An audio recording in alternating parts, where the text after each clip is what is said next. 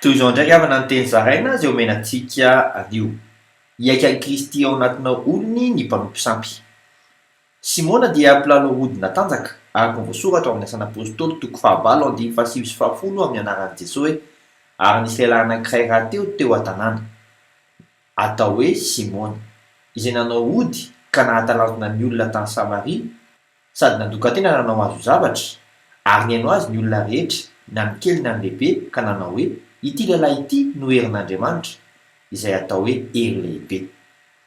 Nefa izy talanjona araka ny voasoratra ao amin'ny asina apôstôly toko 8:17 amin'ny anaran'i Jesosy hoe ary Simona koa mba nino ary rehefa natao batisa izy dia nanaraka ny Filipo ary talanjona izy raha nahita ny famantarana sy ny asa lehibe izay natao.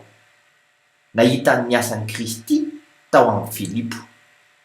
Araka ny asana apôstôly toko 8:15 amin'ny anaran'i Jesosy hoe ary Filipo nidina tany an-tanàna any Samaria ka nitoran'i KRISTY tamin'ny olona tao ary ny vahoaka betsaka dia niray hevitra ny aino izay nilazain'i Filipo raha nandray azy sy nahita ny fahagagana natony.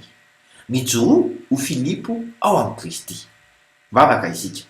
KRISTY misaotra anao miasa mahery aty anatinay olonao mba handresena ny sampy.